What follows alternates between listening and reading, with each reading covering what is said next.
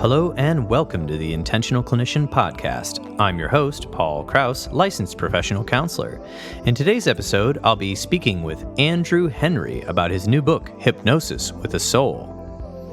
Andrew Henry was on the podcast before talking about his last book, The Gift, An Unconscious Intuitive Mind.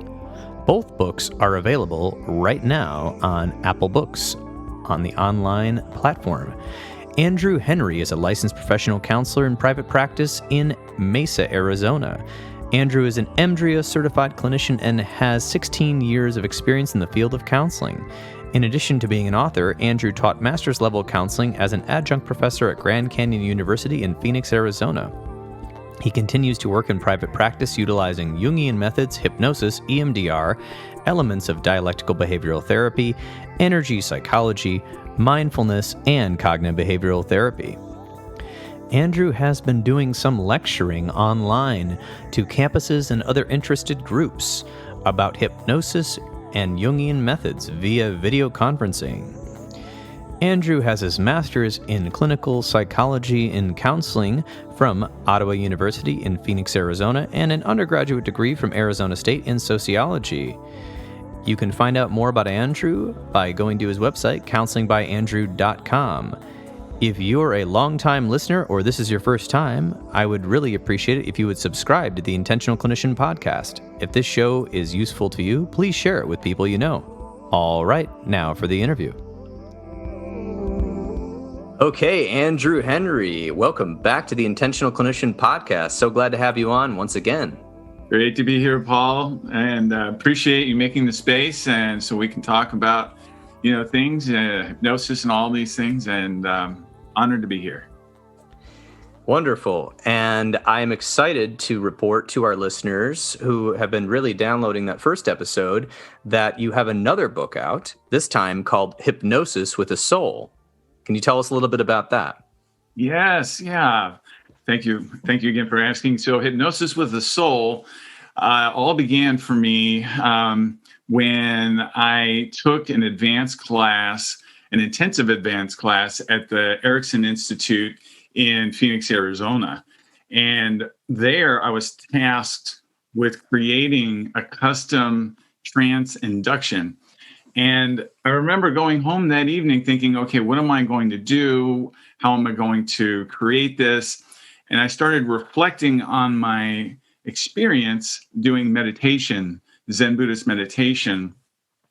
And there, years back, I discovered a way to go deep within myself, just following my breath. And I felt like I connected to the depths of my being, where there were keys and answers to things. And I thought, well, what if I could do that with hypnosis? What if I could actually bring a person in a trance induction to the depths of their being, and they wouldn't have to spend days and days and days of following their breath like I did with the Buddhist meditation, but do it within a trance, within a session. And lo and behold, it actually worked, and I was grateful for that. The first case was there was a gal, and I'm going to call her Sally, as I called her in the book to protect the innocent, so to speak. And she said she had an issue with a person who she was practicing yoga with. This individual literally would do they would have their leg up in the air while doing downward dog. And it annoyed the heck out of her. It really got under her skin. And so the instructor said, okay, pick something that's mildly troubling to work with your partners and break down into cell groups. And when she said this to me, I said, now, are you sure this is a mild disturbance? And she said, yeah, it's a mild disturbance. And I said, this is a trance induction that I created last night as we were tasked to do. Are you okay with me using this induction? And I told her a little bit about it, and she said, sure. So I brought her into the trance, and she slowly went into the trance. And when I brought her into the depths of her being, she reported actually seeing the issue with this other individual in the yoga class. And when she sat there and acknowledged his presence, and sat with that for a bit, she began to cry. She began to weep. And I asked her, I said, well, I just paid attention to what was happening and I didn't want to interrupt her, but I was curious as to how she was doing. When her tears were dried up, I brought her out of the trance. And that's when I asked her, what was that like for you? And I'll never forget her words. She said, he was me, or he is me. Actually, the words he is me. And I asked her, well, what do you mean by that? And she said, he does things that I have let go of within my life. He's carefree. He does his own thing. He goes to the beat of his own drum. And I was holding him accountable for the things that I had given up. So I was able to forgive him and reclaim them for myself. And I said, fantastic. That's great. And so that was the first trance induction with soul level hypnosis that I've done. Can you tell us a little bit more about what trance is for people that maybe don't know much about hypnosis? Oh, sure. Yeah. So trance is a common word within hypnosis, and it means into a very, very relaxed state where the person's unconscious mind begins to open up and they begin to explore parts of them that are usually either not acknowledged or called upon or relied upon unless a person has experienced that a few times themselves. Okay, so that's part of the hypnosis process. Yes. And so I know you've got a great deal of experience with mindfulness, with Jungian methods, and regular talk therapy. So how long have you been doing hypnosis? Well, hypnosis for me goes way back to 2006 when I took a beginner's class of Ericksonian hypnosis given by the state of Arizona.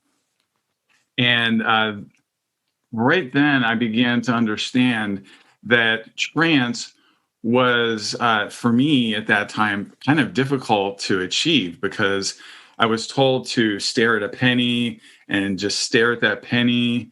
And then if I felt something, well, then maybe that would bring about a different feeling state. And I kind of felt a little bit different by staring at the penny, but I really didn't quite get that same feeling of peace and calm that I was expecting. So I began to study. So I picked up some books, one by Michael Yapko called Trance Induction. And Trance Work, not Trance Induction, but Trance Work. And Yapko is a phenomenal hypnotherapist, and he works with the Erickson Institute and does a whole lot of groundbreaking and foundational work directly, some of it from Milton Erickson himself, and he's added his own concepts to it. And then from there, that encouraged me to then take the advanced classes, and that kind of circles right back to where I was talking about within the book of creating the trance induction for soul level hypnosis. So I like it a lot. So, I mean, these are tried and true techniques. And I know that hypnosis has been studied a lot over the years and been proven to be effective. But I think because of stage shows and pop interpretations, people have basically kind of made fun of hypnosis and sort of thought that it was weird or scary or dangerous. And I have, I actually went to a Michael Yapko training, a brief one. Actually, it wasn't the full one, just for fun. And it was fantastic how well it worked when you use the techniques that are just right there. I'm wondering how we can speak to the consumers that may be a little bit worried about trying out hypnosis in the clinical setting. Right. Yeah. It's interesting that you say that, Paul. The stage hypnosis and the different ways, it's shown on TV occasionally. And without fail, usually if I approach someone about hypnosis in my practice, about 30% of the time or so, people will say, will I be barking like a dog or scratching like a chicken? And depending on the person and depending, on the situation, I might say, well, you never know. No, or, I joke around with them a little bit. But usually I keep it very clinical. And I say, no, this isn't stage hypnosis. This isn't. Although those are forms of hypnosis, there's no question about it. They are able to achieve levels of trance on stage, and they're able to do things, but they're doing it for comedic, levels of, connection with the individual. Now, I'm familiar with an individual though who does hypnosis. He calls street hypnosis, where he'll just walk up to people on the street and say, "Are you interested in changing anything?"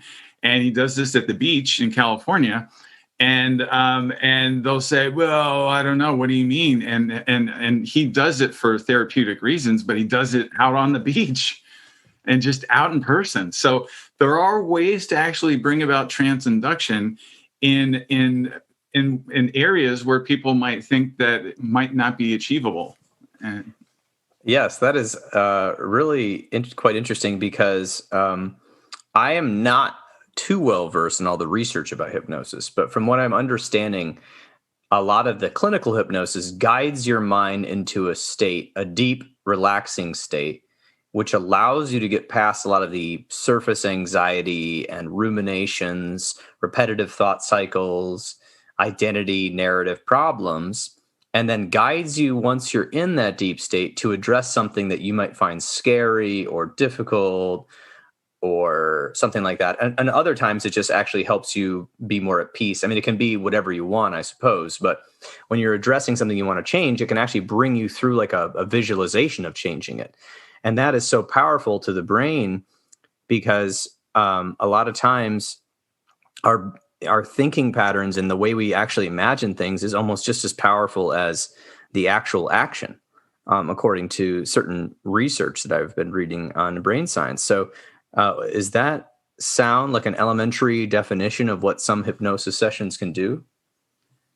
Yeah, that actually sounds foundational. It sounds not only elementary, but very, very germane. It's very important for people to understand that our rational mind, we have two parts to our mind. We have a rational mind and an unconscious mind or intuitive mind. And that rational mind will want to think about things in concrete ways, such as, this table, this computer, all these things that are in this world. The unconscious mind, though, deals in symbolism and it deals in metaphors. So when a person is in a trance, they're able to deal with things that they possibly fear within their rational life, but they can deal with it sometimes in symbolic ways and in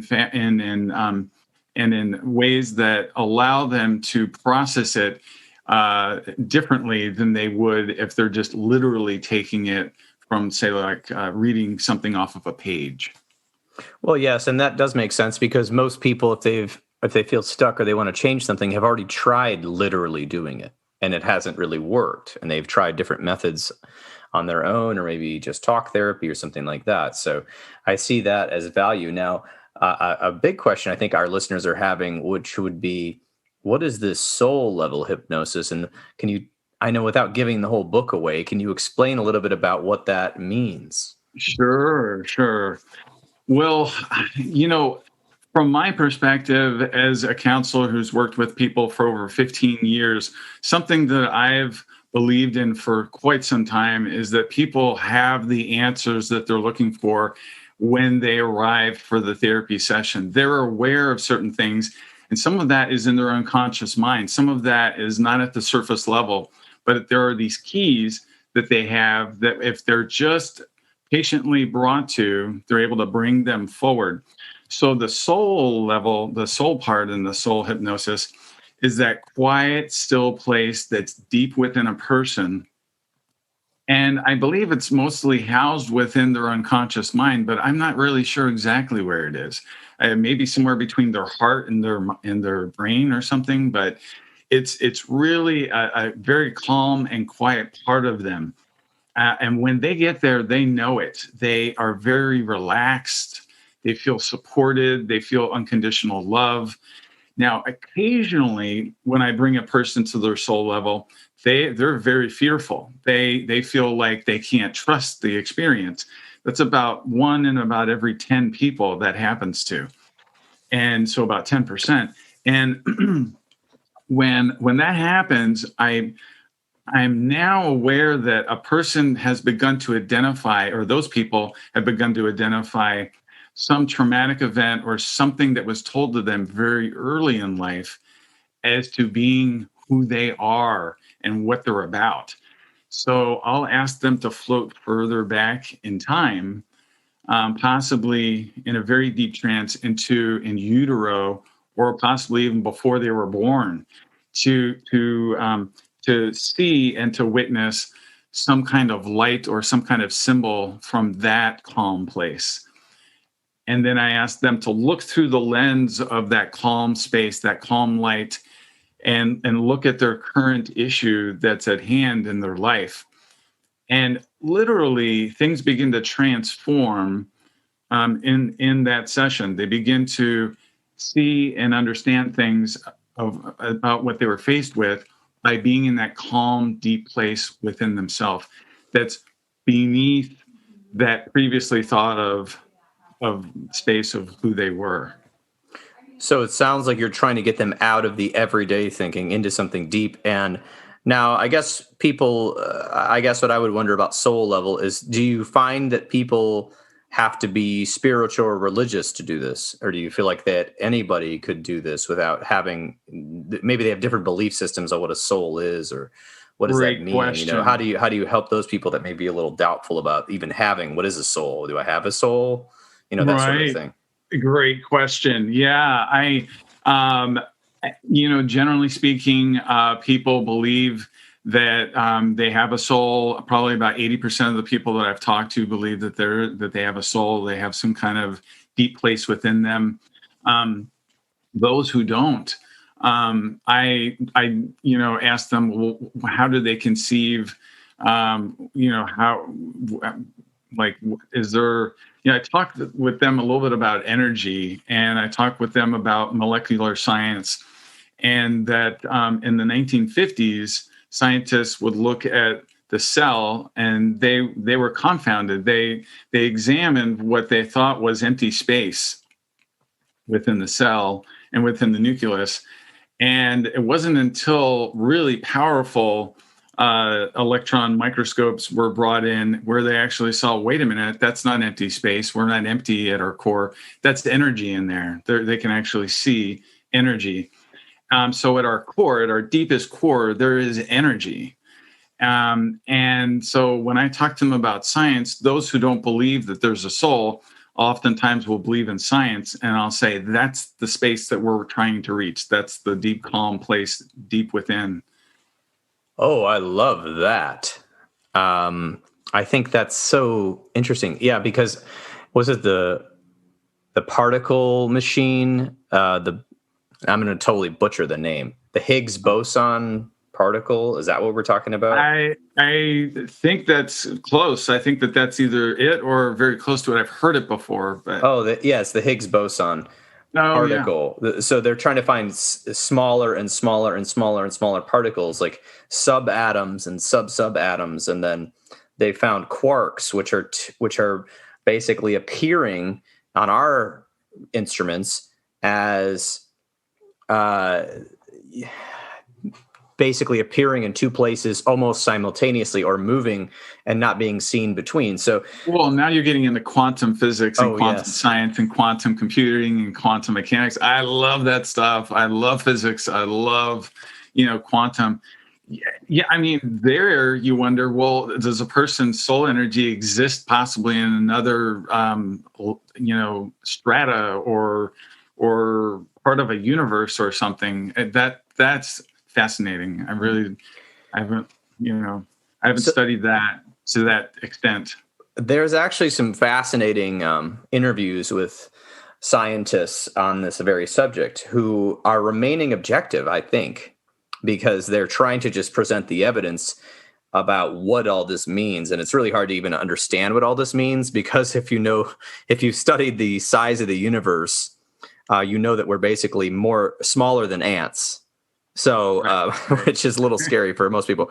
That's why we just prefer to be on the Earth, right? We don't want to really go off into space. Right. But there was some scientists that were talking all about string theory and all these things. So for the materialists, the existential materialists who believe everything's just sort of, here it is, I don't know what it is, no spirituality, soul, it still works because we're talking about a deep energetic connection within you. And if you think about, and I'm not really sure if this is true, but your anxiety or depression as a pattern molecularly on a very a small level in your neurons, below the neuron connection level is the molecular level. And if your depression is circling and your anxiety is sparkling, if you can get down to a more still level, then you can access this. I mean, it might be a stretch, but I think we can say, without being scientists, that's a way to interpret what the scientists are saying. There was this lady who writes all these books about quantum physics and spirituality, and they're not religious, but they're just interested in the topic. And her name is Nancy Ellen Abrams. And I'm not really sure what I even think of it, but it does go into a lot of, her and her husband are PhD quantum physicists, scientists in some university in California. And I find their stuff quite intriguing. So that being said, it sounds like you have the ability to help people get to what we can call a soul level or a deep hypnosis, whether or not they are agnostic or spiritual or materialist. So it sounds like this could be for anybody. And I guess I'd like to know, what are some examples of people coming to you that maybe have tried other therapies or other things where they find that they really want to try hypnosis as a new approach, and why would they do that? Yeah, fascinating. So people who have tried other approaches, generally speaking, have either been too brought into the experience of what was happening to them. And one of the things that I explained to them, especially using not only the soul level hypnosis, but just Ericksonian hypnosis in general, is that it's dealing pretty much with what's called metaphors and just symbolism. So instead of, by way of example, if someone's going to want to stop a behavior, a session of Ericksonian hypnosis is not going to say, well, in a calm state, stop that behavior, quit doing that, you're doing something wrong. It's not going to do that at all. It's going to actually talk about a story that's custom tailored to that person dealing with either struggle or overcoming something, and it could have something to do with nature, or it could have something to do with some kind of work scenario, or it could have something, but it's metaphoric in nature. It's not direct hypnosis, it's indirect hypnosis. And so that level, I think that would help people understand that this is customized to them. It's not necessarily, some sort of one-size-fits-all approach where you take them through some protocol. Now, I know that the induction or trance techniques may be similar, but then you're customizing it to their situation and trying to pay attention to what is important to them, which then in turn can help their mind or their brain or their soul adjust accordingly. Is that what I'm hearing? Yep. Yeah, exactly. Our unconscious mind and our conscious mind have these safeguards. So if we're directly telling a person, that this is what's occurring, or this is what we need to stop, we're not fools. We're gonna try and thwart that or work around it. But if it's indirectly spoken to in a trance, that engages the unconscious mind into working with it to achieve some type of calm or some type of peace within what was happening. I think that's a great definition of hypnosis. How do people know that they're coming to a hypnotherapist that is not some sort of person claiming to be a hypnotherapist, like the average consumer? Because I know in therapy world, we have licenses through the state, and people can be sure they can look us up on the state website. They can look up our credentials, what people say about us, and all of this. So hypnotherapy has its own certificates of training. I know that. But how do people know they're going to somebody who might have their best interest at heart here? Right. Well, they do have to call and be selective. They have to possibly ask, where has that person been trained? Where did they get their experience? What's their level of expertise? Possibly some examples of what they've done, and situations, maybe a case study or a case example of what they've worked with. Some people specialize in specific things, and I'm kind of a generalist when it comes to hypnosis. I just really want to work with the individual and whatever they present. But to answer your question directly, on my website, I have examples of hypnosis and where I've studied hypnosis, and a short video about hypnosis. The board here in Arizona does not oversee hypnosis.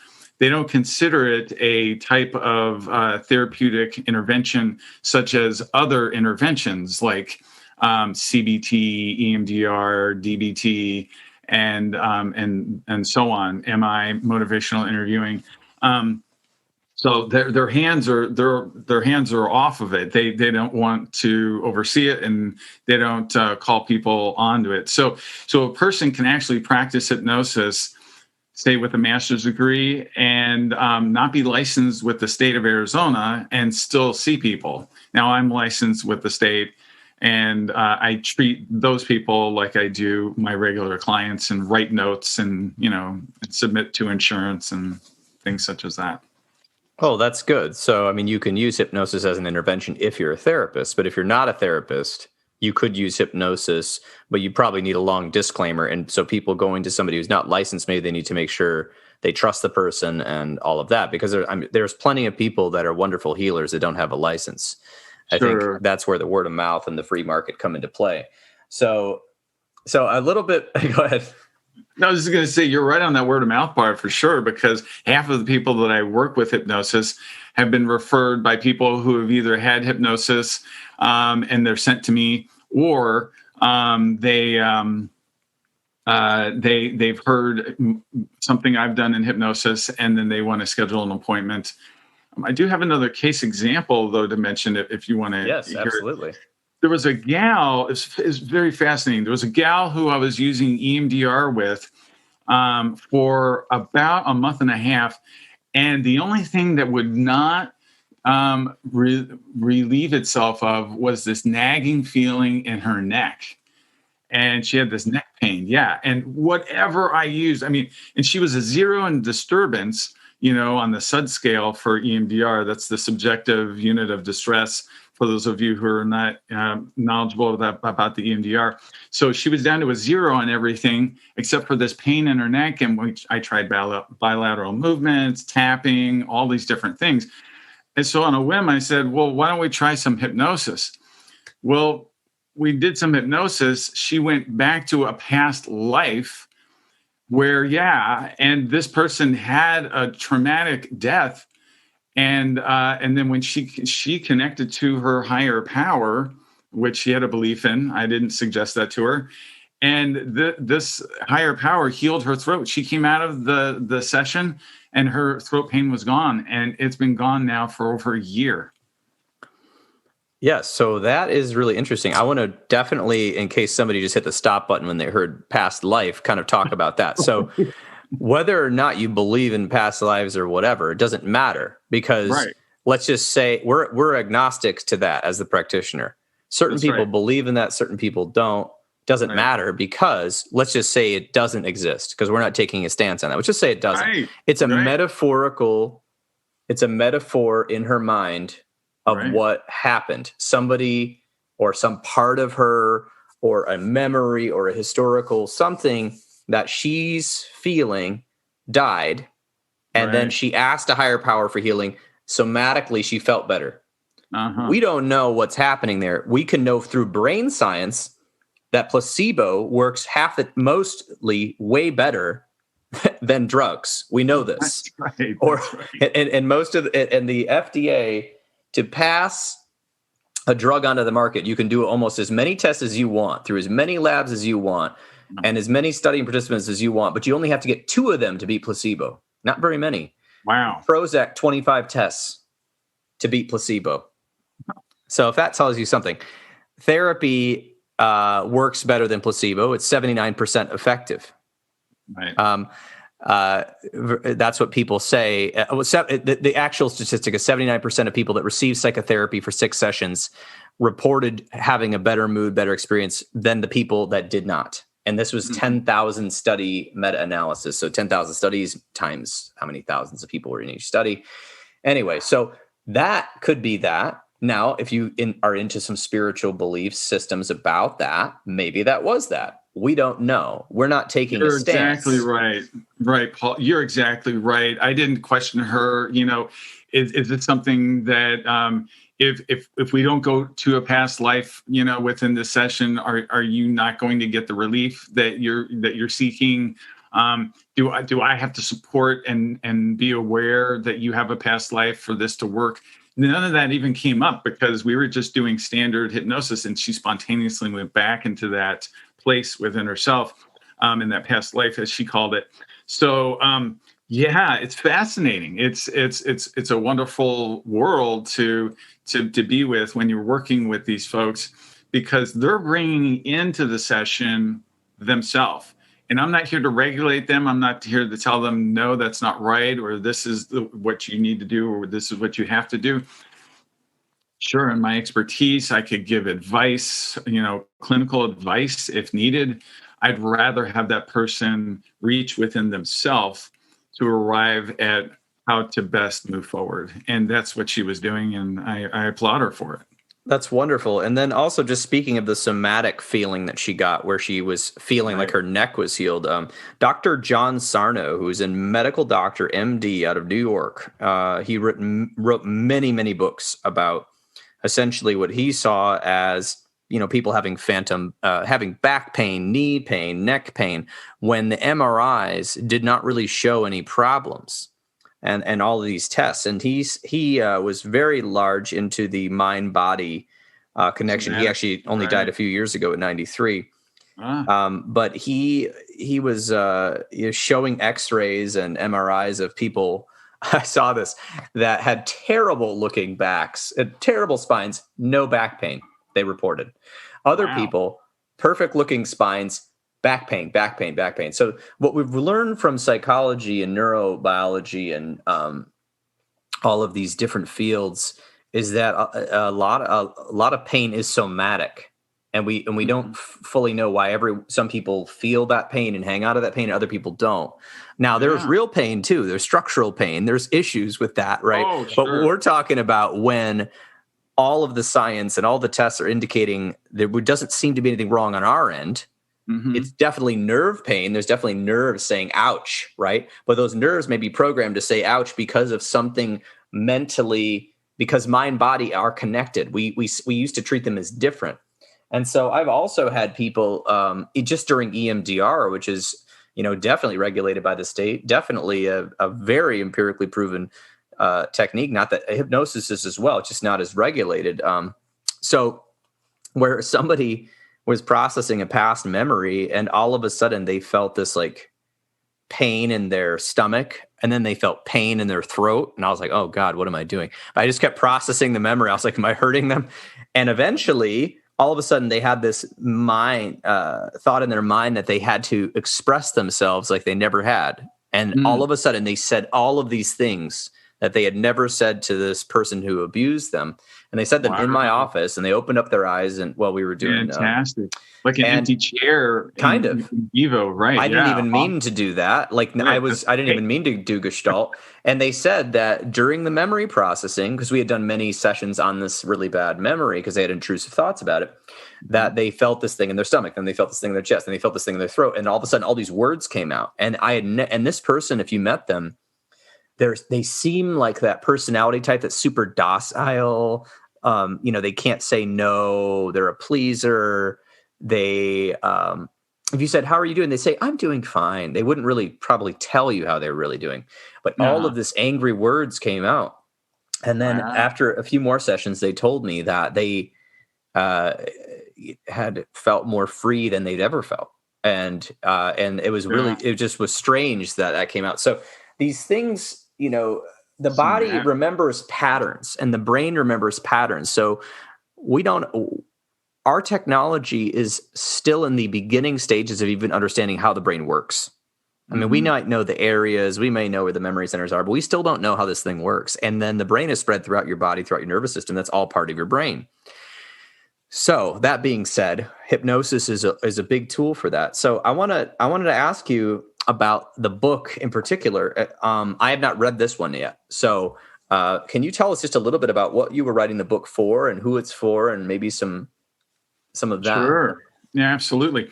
Yeah. Now, this book is tailored towards people who want to understand how can the power of their very own internal workings, which I'm calling their soul, which a lot of people subscribe to.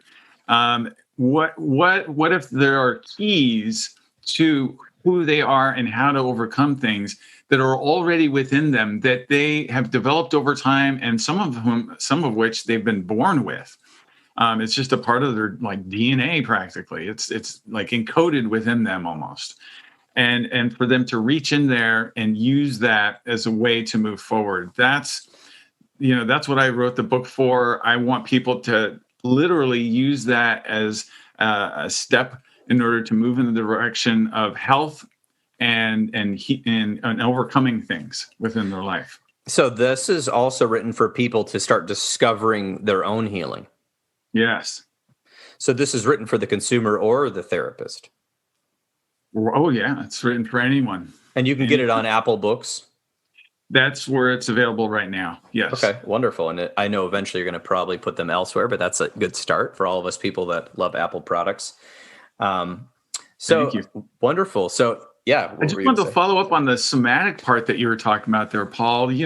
Doctors have actually a few doctors have referred people to me saying, you know what, we've run all these tests, we've done all these things. There's nothing wrong with this person, but they're still experiencing some kind of pain. We're believing it's somatic pain.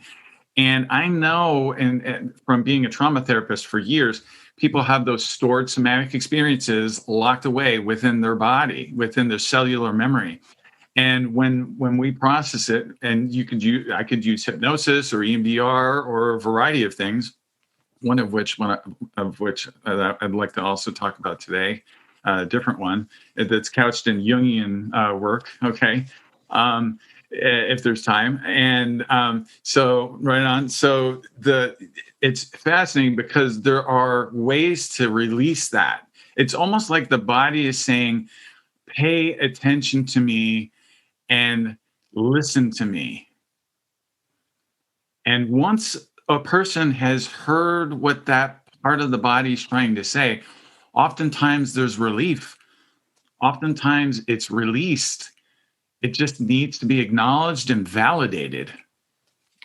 So yeah, that is a thing that's been emerging in popular integrative medicine for sure, and also in Ayurvedic medicine and Chinese medicine, which is that symptoms are not something to be whacked over the head with a medication. They are a signal and a symbol of something wrong that we need to figure out what that is. And so what you're saying is that some of that pain, the doctors are saying, hey, listen to me, acknowledge me. And one of the things we do when we have trauma, or PTSD, one of the main symptoms is avoidance. And I don't know all of why people have pain, but I know that, or somatic pain, that it doesn't seem to be structurally induced. But there is a component. I mean, it could be emotional, could be trauma, could be sitting all day. I don't know. I don't know why people have pain. But what you're saying is, hey, pay attention to me. At the very least, pay attention to me. And if we pay attention to the pain and learn to not avoid it, it may go through the natural process that it's meant to bring us to, or maybe it's a clue to look into something. Obviously, I know people have, I read this the other day, actually, I won't name the celebrity, but some celebrity has stage 4 cancer. And I was reading the article and they're like, well, what happened? And they just said, I had a feeling of being unwell. And this person didn't have any idea they had cancer. I had a feeling of being unwell and something else. Like I felt odd, I felt off, and I went into the hospital. I just felt like something was wrong, and maybe they'd been ignoring it. Maybe they'd, obviously they're in stage 4. They probably had some signals and signs before that, but and all of a sudden they go in there, and sure enough, they've got stage 4 cancer that they're now being treated for. Thank goodness they listened, because if they hadn't listened, they might have passed away. Well, so that being said, yeah, I want to jump into a little bit about maybe the Jungian stuff if we've got time. Sure. Yeah. So shifting gears here a little bit. Yeah. Carl Jung's work fascinates me. His work with the shadow self, anima and animus. Anima and animus, according to Carl Jung, those are 2 parts within each individual. There's male and female, so to speak, within all of us. But getting back to the shadow specifically, so shadow self is a part of oneself that a person typically would want to disown, or they feel ashamed of, and that's, according to Jung, that's a part that person needs to acknowledge, embrace, and welcome into the person, and hear from and understand in order to feel whole. So Jung's work with dialectics and alchemy, and specifically alchemy and psychology, was just fascinating to me, and I'm continuing to read and research his work. What he did was he combined alchemy and psychology by looking at those dialectics. And for the listeners who might not be familiar with that, dialectic means opposites. So there's a north to a south, there's an east to a west, there's hot to cold. Okay, so some recent work that I've been doing that combines shadow work and the use of dialectics and this talk of alchemy dialectics involves helping people who are not responsive to EMDR. And I've had a small grouping of people who have processed specific traumas using EMDR, but then they get stuck, or they cannot actually process a specific thing within themselves. So I've thought, wow, I mean, why not, use some of this new work and see if there can be some relief. And these people, without reliving the trauma, were able to step their toe into seeing what had happened. And while doing that, feel the emotion within their body, locate where within their body they feel that sensation and that emotion. Bring about any sense of sound, smell, or color. And then also any symbolic or metaphoric representation of what that represents to them within their life. And then I ask that person to set that aside and then either float backward in time in their life when they felt calm and peace. And if there isn't any, then forward as they could imagine calm and peace. And then I ask them, look within their body then. So this isn't a closed eye sort of meditative state. Look within their body then and ask them what colors and feelings and smells and symbols are associated with that calm state and that relaxed state. And once they've got that locked in, then I say, breathe in the color of calm and those symbols of calm, and exhale through the part of their body where they felt the disturbance, the color of disturbance and the symbols of disturbance and smells of disturbance. And they do that for a period of 2 minutes. I've got some case studies where people have reported that following that small guided meditation, people see the event differently, they feel peace and calm about what had happened, and they no longer have a disturbance. So that sounds like you've combined multiple modes of therapy in one. I'm hearing guided meditation, so a little bit of mindfulness, cognitive, they call it mindfulness-based cognitive therapy or mindfulness meditation, mindfulness-based stress reduction, which is very clinically proven to work for a variety of issues. And then you're combining that with this Jungian philosophical concept of the opposites and of the symbolism, because alchemy was all about, the way he looked at alchemy was it was all about trying to express something deep in the human soul or psyche or mind that was unable to be expressed with words. And so you used elements and colors, and each color had a different reference point and different feelings. And it's really getting into that deep part of being human that's hard to explain, that language fails at. And then you're combining that also, seems like, with some sort of way to visualize the issues that the person is dealing with or the incident the person is dealing with. And you sort of kind of combine these things. It sounds like, am I missing something?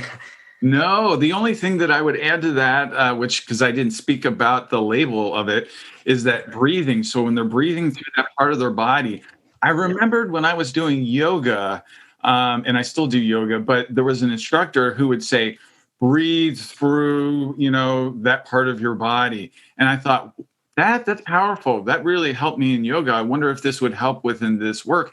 And lo and behold, it does. It really begins to help people with it.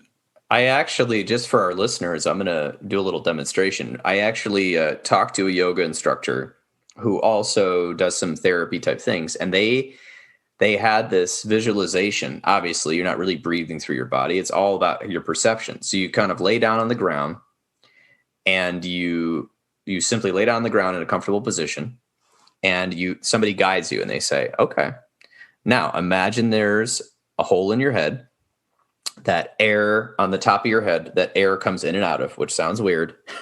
So here's what we do. You breathe in through your feet and your hands and your lower body, and you pretend when you exhale that you're exhaling visually out of the top of your head. Wow. So I'll do it with you. So sure. Here we go. Okay. I want you to breathe in through your feet and through your arms and your hands, and then breathe out through the hole in your head. Now, I want you to breathe in through the hole in your head, and I want you to breathe out through your feet and your arms. Now, I want you to breathe in through your feet and your hands, out through the hole in the head, and one more time, in through the hole in your head, and out through the feet and your arms. And they kept going with that. And then there was also like a lake in your sort of stomach area and mountains, and kind of visualizing it. But that breathing, just that simple idea, calming. It was calming. It helped me. It made me feel like I was directing my breathing in some way. Versus sometimes when people say, just focus on your breath, it's kind of like, okay, am I breathing right? Am I breathing enough? Do I have enough oxygen? And it can be a little bit triggering to just focus on your breath if you're an anxious person. So breathing through a hole in my head that I know is completely fictional on the top of my head, and then breathing out through my feet, that kind of relaxed me. So how did you feel? Yeah. It was great. It was very calming, and reminded me a little bit of yoga breathing, which is pranayama. Pranayama is a Sanskrit term for yoga breathing. And what you do is you close one nostril, breathe through that nostril, hold for 10 seconds, and then close that nostril and breathe through the other one. Hold for 10 seconds. Breathe through that one. Hold for 10 seconds. And then breathe. Yeah. So for the listeners at home that couldn't see us doing this, we're breathing in through one nostril while we're plugging the other. Right. Yes. And then we're plugging the other one and breathing out that one. Thank you. And I've heard different things. I've heard you can hold the breath, or some people hold after they breathed out, and I'm not sure which one is the best one, but I guess it depends on your comfort level. But I found that very helpful to calm the nervous system. I have no idea exactly why, but there was you need to Google this, but I looked up, some doctor sent me an article on how one of your nostrils is connected to some sort of nerve in your brain. And I think it's the left side. And so he was saying, if you're breathing through your left side nostril and then switching to your right, it does something with a certain nerve that can lead to some calming. This was on WebMD. Wow, So I wonder if that's the polyvagus nerve or one of those nerves that goes through the whole body and it may have to do with polyvagal responses. So what we're all talking about right now, I mean, just for the people out there, is that we live in a really frantic, scary, postmodern world right now, and people are, the internet was invented in my lifetime, but the internet that we all remember in the 90s, where you dial up with a modem and things would load slowly, that's gone. And now we have this fast internet. And now we not only have fast internet, we have it in our phones and our watches if we want it. And most people do. And it's a new thing humans are trying to adapt to, but it's very stimulating. I mean, we can go watch a sunset or watch the ocean or look at a tree or look at a garden and feel like, life is slowed down and so nice, right? But when we're running around the city or whatever we're doing, and then we keep looking at the next Twitter tweet or Reddit post or news website or whatever we're doing, or playing a game while waiting for somebody, or on social media, it's sending all of these images into our minds and bodies and sounds that we may not even have been prepared for. And so the result of that, what we're finding, not only, of course, phone addiction, we won't even get into internet addiction. That's a whole thing going in the DSM. That's by psychiatrists. We'll just talk on the therapy level here for a second of just overstimulating the nervous system to the point where people are having insomnia, they're jittery. I mean, prescription medications since the pandemic began have gone through the roof. In fact, there was actually at one point, I believe in the summer, there was a worry that we were going to run out of certain medications. So people are anxious. And so we're just talking, therapy has so many modules and modes to it, but there's some simple things you can do to work on calming your nervous system. But one of the things is you utilize the phone and your computer. Don't let your phone and your computer utilize you. Oh, that reminds me of a Benjamin Franklin quote. Drive your business. Don't let it drive you. I like it. Yes, exactly. And so with any sort of mindless internet use, we eventually gets you people have called it a technology loop, or gets you down the rabbit hole. The next thing you know, you've spent an hour on the internet. It's not like a TV show. I mean, that's addicting enough. Oh, but good. The next episode of my favorite TV show is coming out. Oh, I'll just watch. And now we have it on demand. You watch the next one and watch the next one. We don't have to wait till next Thursday night to watch what happens. Well, the internet is just like, oh, this reminds me of this. Well, that reminds me of this. And that reminds me of my high school friend. I'll message them. So what are we doing at that point? And of course, all the social media money comes from the advertisements that they pool based on our habits.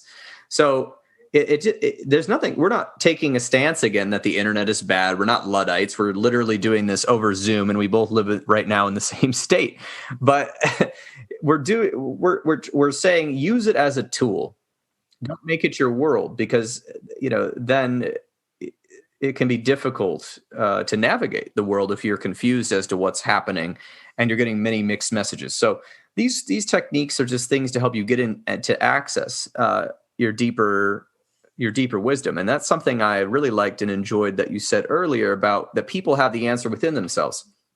And I've seen that so often, but oftentimes people get caught up in a complex or a pattern behavior or an addiction or a mindset that just starts ruling their life. And I remember this most clearly.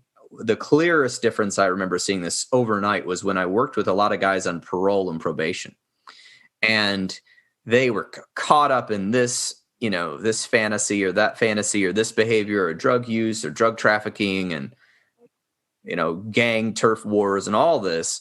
And I remember, talking to him in therapy, and, all of a sudden one of them would get arrested, and I get a email from the parole board, and they say, hey, your client's here. Do you want to come down to the jail and see him for a session or two and figure out? And especially if they were a minor, I did. If they're a minor, I get the parent involved, the caregiver. Hey, let's go down there. Let's work on a plan to try to help them stay off, get off parole, get off probation, stay out of jail, stay out of these bad situations. And I remember going down there after, usually it took me 2 or 3 days past the email to get down there. So they've been there maybe all weekend, maybe 3 or 4 days at that time. And when I go talk to them, I felt like I was talking to a different person. They'd come out in the room. They're in the jail fatigues. They don't have any of their cool swag on. They got sweatpants and a t-shirt. And I talk to them and they say, they would just talk at me. I've been thinking, in my office, I'd have to get them to talk. And when I go to the jail, they would talk at me a million miles. I've been thinking about this. I've been journaling. I've been reading this book. I have been, we're talking to the other guys, and I really need to get out of this gang. I need to stop doing this. I need to go to school. It's just all, because they sat there in contemplation. That's a structure, maybe. They had structure, right? And they had school in there for the temporary, of course, the adolescents. But a lot of them had a lot of time by themselves too. Because when you first get into parole and probation, if you're a juvenile, they put you on this system where when you're first there, you have to go to bed at like 6 p.m. And the better behavior you have, the later you can stay up. And if you stay up past a certain time, you can watch a movie with everybody and stuff like that, right? But otherwise, you just have to go to school, work out, eat, and go to bed. And then if you have the better and better behavior, the longer you get to stay up, the more privileges you get. You can go outside to this like area where it's, walls and everything. So they had this time inside. So there's an example right there. They had the answer within themselves. But if you had asked them that same question 2 weeks before when they were out and they had all their friends around and they came into my office, they'd tell me, wow, I'm not doing that. That's stupid, whatever. Doing the right thing. I'm not going to school. My mom's wrong. And then they had that time. So we're trying to prevent that situation by just, hey, come meet us for an hour. We'll do some exercises. We're not trying to push an agenda. We don't have an agenda. Obviously, we don't want people to kill other people. I think most therapists are anti-violence, but we're trying to just help you live your life, however that means, no matter your belief system. And belief systems are only so valuable. Exactly. Action is everything. What's that? Exactly. Yeah. Making a choice to make a change, and sometimes change can be uncomfortable. Sometimes change can take a place where a person looks within themselves, like Paul's talking about here, like what we've been talking about. And that can be helpful. That can be useful. Think about, communication with other people. How well are you doing with other people? Are you at peace with others that are within your life? And I mean, if not, there are ways to help you with that. There are ways to deal with that block or that lack, and to experience freedom and to experience good flow within life. And freedom is actually being able to make choices that you want versus feeling compelled to make choices that you're not really sure about and all of that. So that's kind of one of the definitions of freedom. I want to know a little bit about I wanted to ask you about the mindfulness coaching, but we're in the middle of a pandemic. We're just starting this wave of immunizations, and again, people can do it if they want and not if they don't. It's not our issue. But for safety concerns in your situation, I know you've been doing a lot of remote work, as have a lot of therapists, right? Because we sit in a room with somebody pretty much closer than usually 5 feet apart. We're breathing the same air, and based on the fact that this is a dangerous time for your immune system, a lot of people are choosing to go remote. So what are people's options right now if they want to do some of this hypnosis or some of this guided meditations and things like that? Yeah. Well, they can call me. They can reach out to me, and if they're within the state of Arizona, because I only have a location here, but in general, if people who are outside the state, look for people who are either practicing hypnosis or offering, like guided meditation. And what you asked about recently, Paul, the mindfulness coaching, that can be very helpful. There are people who literally are listeners. They sit and they offer unconditional positive regard, and they're not interested in judging people. They just want to bear witness and listen to what that person has to say. We all have a story to tell, and we have things that we want to speak and speak of. And that's also another part of counseling. So the mindfulness coaching that I offer, the mindfulness part of it is one of the 4 pillars of DBT. I've studied dialectic behavioral therapy, and specifically the states of mind part of mindfulness. So it says that we have two parts to our mind. We have an emotional mind and we have a rational mind. And the rational mind deals with numbers and facts and figures. The emotional mind deals with feeling states like happiness, sadness, fatigue or anger or something such as that. Well, if we're stuck in one of those minds, at like the end of one of those minds, like either rational, too much rational thinking, or too much emotional, what the Linehan group says is bring in something from the opposite to offer balance. So, and that's just really a form of it's definitely a form of dialectics. I'm thinking maybe it even came from Jung originally. But anyway, so it's if you're feeling out of control with the emotional mind, start counting backwards from threes from 33. How do you feel when you get down to 0? Start looking around your room and identifying all the colors that are within your room. Usually what that person's thinking about doesn't exist outside these 4 walls anyway. So if that person can anchor themselves within this present moment, that might lessen the disturbance. So mindfulness coaching is a part of that, the states of mind. I also bring in mindfulness from the Buddhist monk Thich Nhat Hanh. Thich Nhat Hanh was a fantastic and prolific writer. He's late in life. I think he's in his 90s now. He suffered a stroke about 6 years ago. But he says things like, when you're washing your hands, just be with the water and the soap. That's all that exists anyway. Just be with that process. When you're walking, just pay attention to the ground beneath your feet.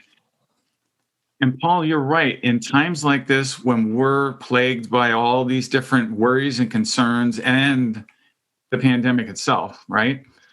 When we bring ourselves into these calmer places by focusing on what it is that we can do to, just with the water and the soap or just walking, that helps us disconnect from all of the intense worry.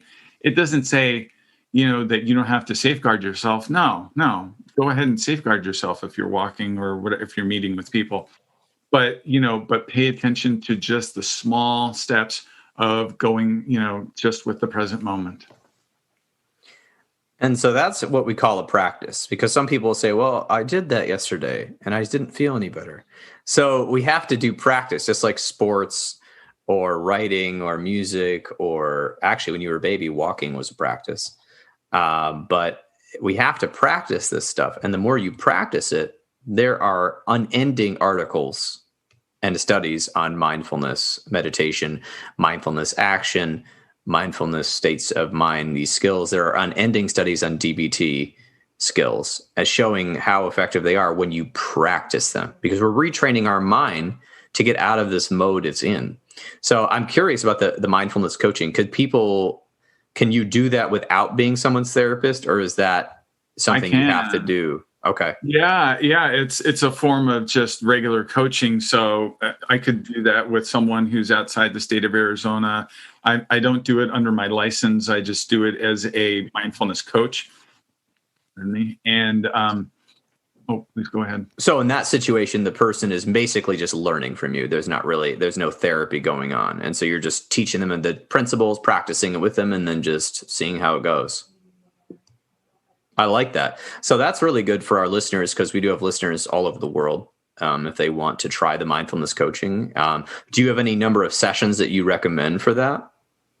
I recommend at least one session to kind of get a person's feet wet with it. And if they feel like that's beneficial, somewhere between 2 and 3 total. If a person is interested in ongoing meditative type of sessions, where we're just doing meditation as a group or one-on-one, that could be scheduled regularly, say like once a month or once every other week or once a quarter.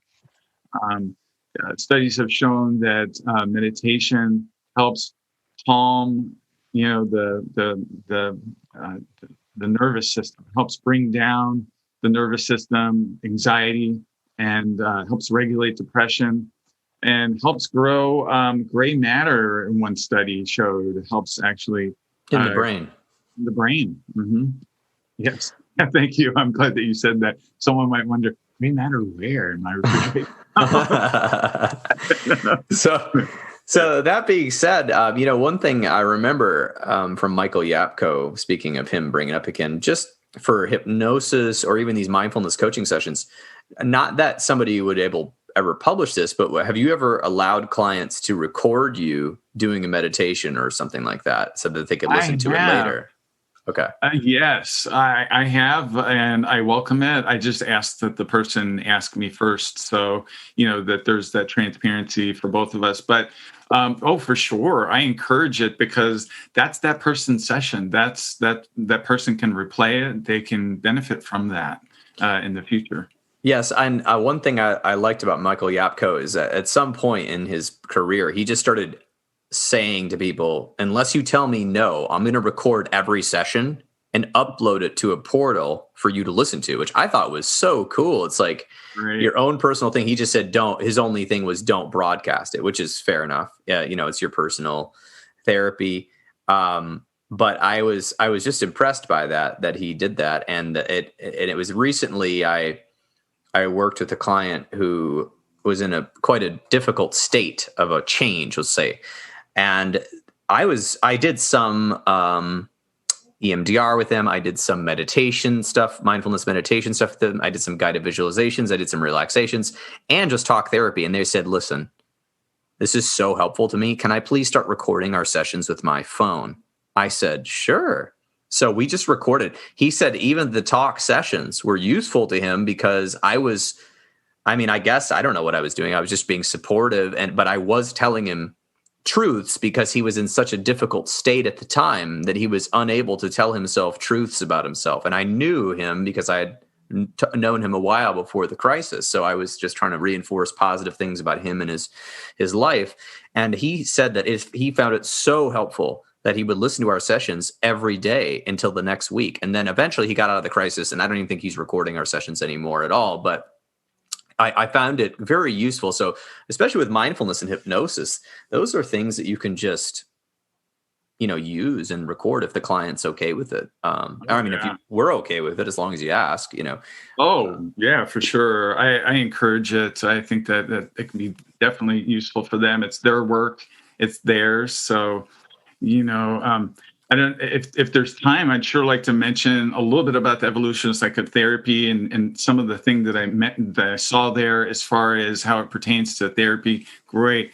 So one of their overriding messages was what I thought was interesting, and as a summation of attending most of their courses there, is a term that I've created, but it's from their work. It's called measurable hope.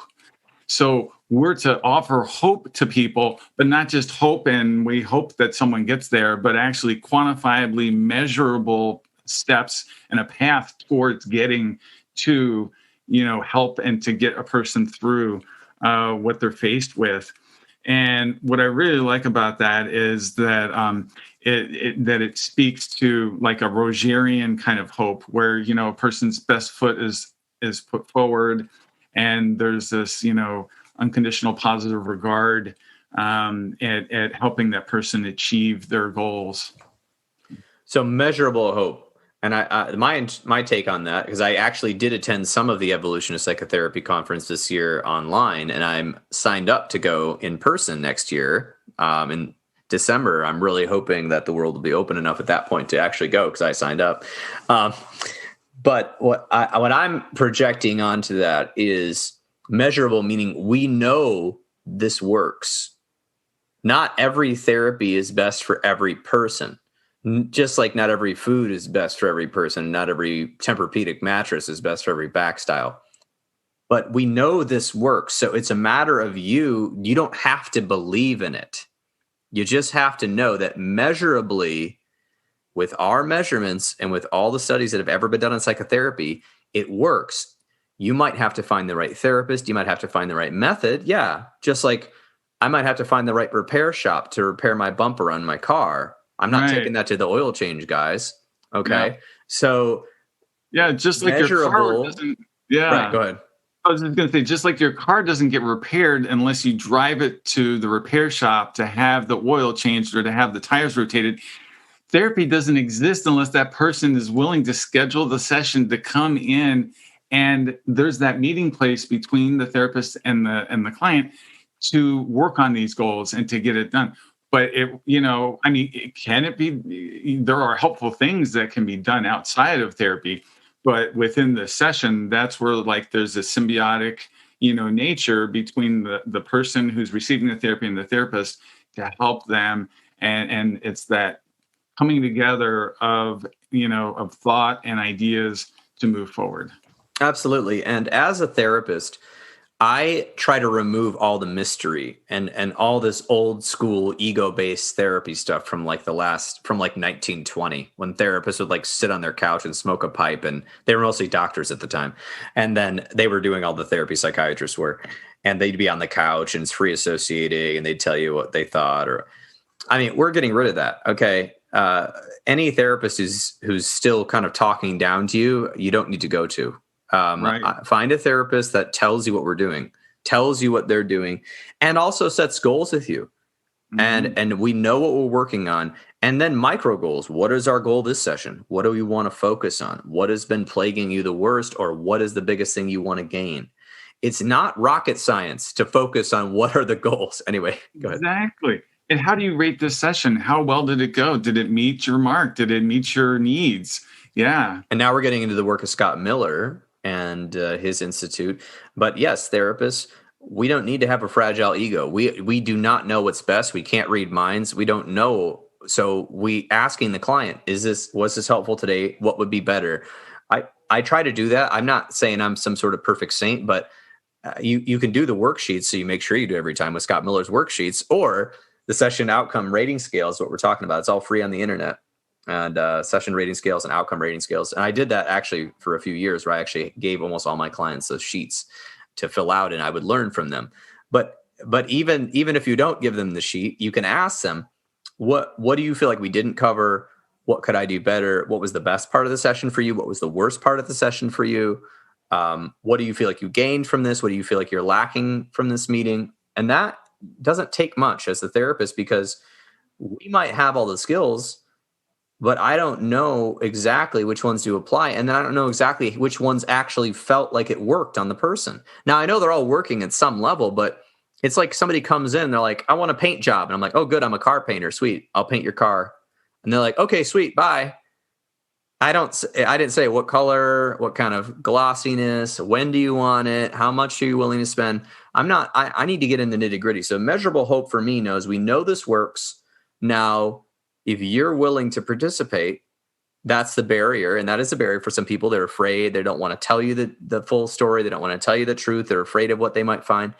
And that's a symptom, or that's a difficulty they're going through. But if you let go and you can trust, and you find a trustworthy therapist that you believe in, and that is trained and is mindful, and they're not going to be some perfect deity, but is doing the work themselves, tries to at least practice what they preach on some level, you're going to have the gains. You're going to have the measurable hope. You're not even just going to need hope anymore. You're going to have actual change. Right. Exactly. Yeah. If someone shows up to me and, within my practice, and I mentioned to them something about the soul level hypnosis, if they're like, I'm really not, that's not for me, I don't continue to talk about that. I'll move on to another form of therapy. People though who do seek specifically hypnosis, or I see where there's a fit for that, I'll mention it to them, and a lot of people are receptive and gain some relief and key insights from themselves to what's there.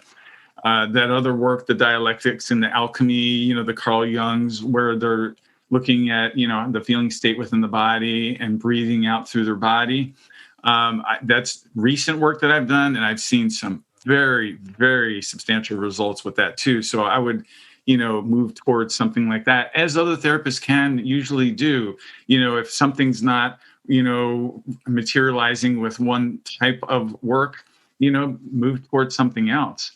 One of the offerings at the Evolution of Psychotherapy recently was motivational interviewing, and I was blown away by such basic, what I thought was really, really basic stuff, and I just called it basic. But I humbly submit there's a method to that form of therapy that is profound, and it's very, very useful. I've seen good results with the MI as well. Yeah, so motivational interviewing is a whole episode on that we need to do, but maybe we will. I love motivational interviewing, and there is a method to help people when they're not ready maybe to do the action stage or even the contemplation stage of therapy, of working on something. And maybe they're still thinking about it. Maybe they're just like, I don't know. Because, you know, when it comes down to it, a lot of people, they may not know all the science, but they certainly know what the problem is. And they certainly might be able to envision what they want differently. And that's what we do. And that's the magic of, and the science and the art of what we do. So, Andrew, I want to just say it's been a pleasure having you on. What else do you want to kind of tell the audience as we kind of wrap up? What I'd like to say is I encourage anyone who's listening, if they feel like there's something that could either be changed within their life or that they're stuck with, I want to let you know many therapists are open to literally measurable pathways towards getting you to your goals. So, you know, I want to let you know that there is hope and there is a way in order to address things. I want to thank you for your time, and I want to thank you for your listening ear. And if you feel open to checking out my book in Apple Books, as Paul mentioned it before, it is Hypnosis with a Soul, and it's written by me, Andrew Henry, MALPC. And I'm grateful for you listening. And thank you, Paul, for your time. Thank you, Andrew.